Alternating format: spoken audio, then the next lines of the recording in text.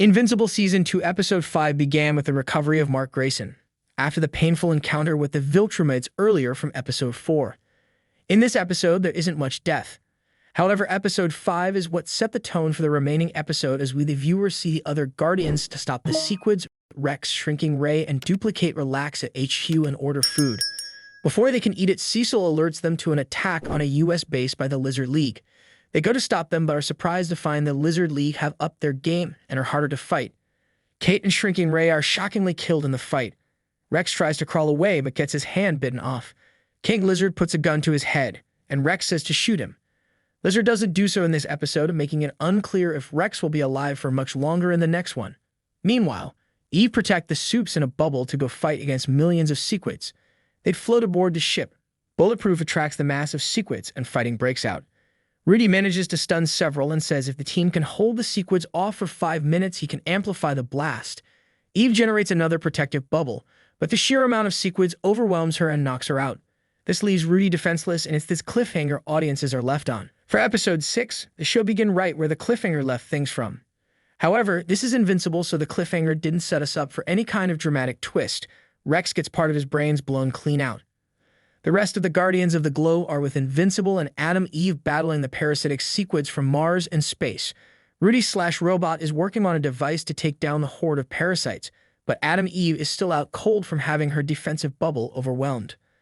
Martian hero Shapesmith, the cause of this whole disaster, heroically turns his body into a bubble to shield the team until Rudy's device is ready. The Immortal grabs the payload to deliver the attack, but Invincible forcibly stops him, claiming to be faster and stronger. Immortal relinquishes the device, begging Invincible not to fail. As the parasites breach Shapesmith's bubble, Eve gets back on her feet and mounts a new defense bubble.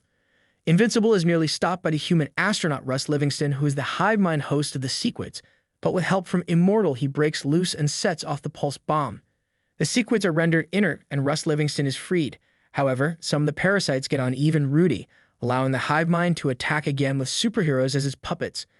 Immortal and Invincible quickly snatch Eve and Rudy and use another pulse bomb to free them. The Guardians flee the ship with Russ Livingston and Tau, before the Sequids can recover and restore the hive mind. King Lizard is busy negotiating demands for the nukes he's hijacked, when Rex gets up off the floor, not quite dead. Rex can really see, hear, or think straight, but that doesn't stop him from being supremely pissed off. Rex uses the bone from the hand that Komodo Dragon bit off to brutally beat King Lizard to death. When the cavalry finally comes rushing in, Rex is in such shock that he's laughing off their horrified questions about his state. When the dire extent of his injuries finally sink in, Rex passes out, spurting blood from everywhere. As the cleanup crew gets to work, Shrinking Ray manages to wriggle her way out of Komodo Dragon's headless corpse. Apparently not dead either, Guardians win. Back to the space, the Guardians in space are fleeing the Martian warship overrun by the Sequids. They are confronted by the native Martians who began attacking the Guardians' spacecraft. Immediately, Invincible fly into space and taking out the pursuing Martian ships. As Mark returns to the ship, he and Eve have a charged embrace with Eve praising his skills.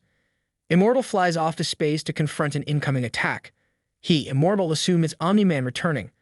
Instead, it's Alan the alien, Seth Rogen, trying to find his way back to Earth to find Invincible. However, they both met, and Immortal began to be very physical with this. They fought for a brief minute as we see Mark coming in between them. Rex is facing a massive aquatic cybernetic villain called Octobos. Rex is trying to talk himself back up after his near-death experience and leaps into the fight. Octobos' loose grip on English makes Rex mock him badly, but eventually, the villain gains the upper hand, nearly crushing Rex under his metal boot.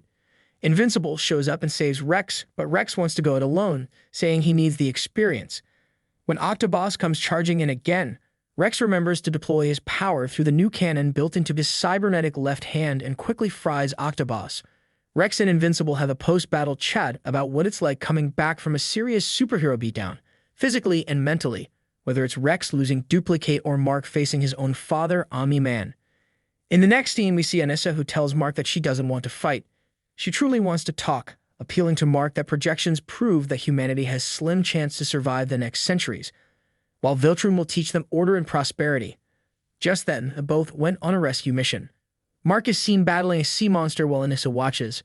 However, when Mark could not handle the whole situation fast, Anissa steps in. Anissa one-shots the monster by flying through its skull so fast that she flings off all the blood and guts with her sudden stop looking clean.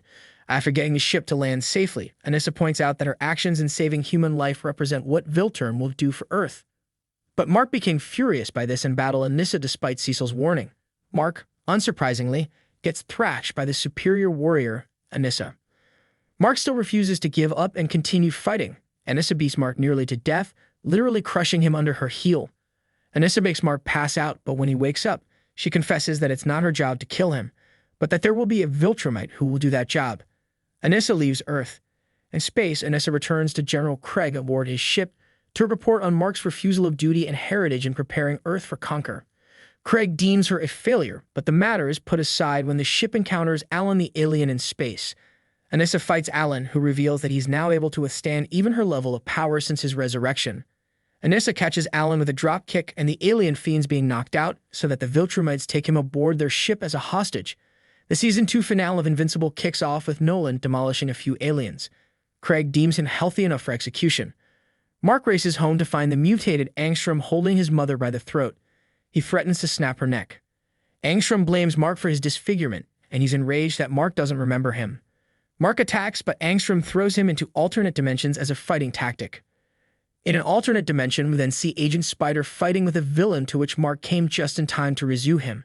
However, Angstrom cannot escape flashbacks of all the horrible things Mark has done in alternate realities as we see Mark as an executional, when Mark killed his colleagues, when Invincible killed his wife, and also when he killed Armstrong Levy's son, which fuels his rage. Debbie attempts to resist Angstrom and escape, so he snaps open her arm, exposing bone and spewing blood. Mark and Angstrom go another round. In a previously unseen display of pure fury, Mark annihilates Angstrom with a flurry of punches. The result is somehow too gruesome to show. Mark stands over Angstrom's corpse, crazed, full of regret, and lost in some unknown dimension. He wanders the desert, making sense of everything that happened. Cecil comes and rescues Debbie, and she is barely conscious and losing blood. Nolan takes a beating from Craig before heading back to his cell. Alan arrives in Nolan's cell block. They pass each other in the hall just long enough for Alan to telecommunicate to Nolan. In the epilogue, Alan and Nolan speak telepathically again. Nolan feels deep regret for what he did on Earth and wants Mark to be free of paying for his own mistakes. He feels he deserves death. Alan tries to recruit him to the cause of defeating the Viltrumite Empire. Nolan thinks hard and says that he misses his wife.